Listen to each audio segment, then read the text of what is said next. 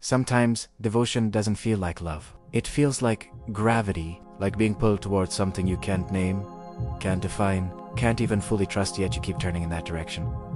I notice it in small moments, when attention softens without effort, when the mind stops asking why and simply stays. There's no emotion necessarily, no tears, no ecstasy, just a quiet orientation.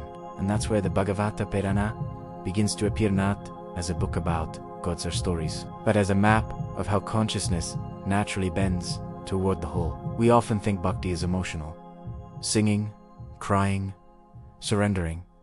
But when I sit with this text, it feels subtler than that. Bhakti feels more like resonance than feeling, like tune in, like the way one note causes another string to vibrate across the room.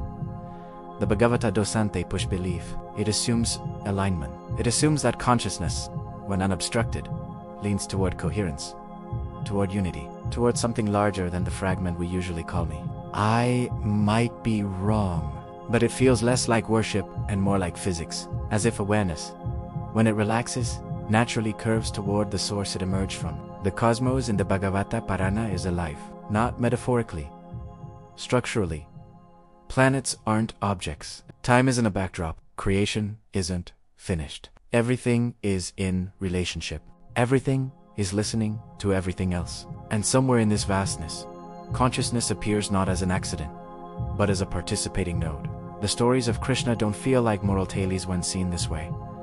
They feel like disturbances in the field, gentle disruptions that remind the universe of itself. Lila, they call it. Play, but not frivolous cosmic play, the kind where nothing is wasted, not even confusion. I notice something strange when I think about devotion this way. The effort disappears. The struggle to be spiritual loosens. Bhakti stops being something you do and becomes something that happens when resistance fades, like when the body finally exhales after holding tension for too long.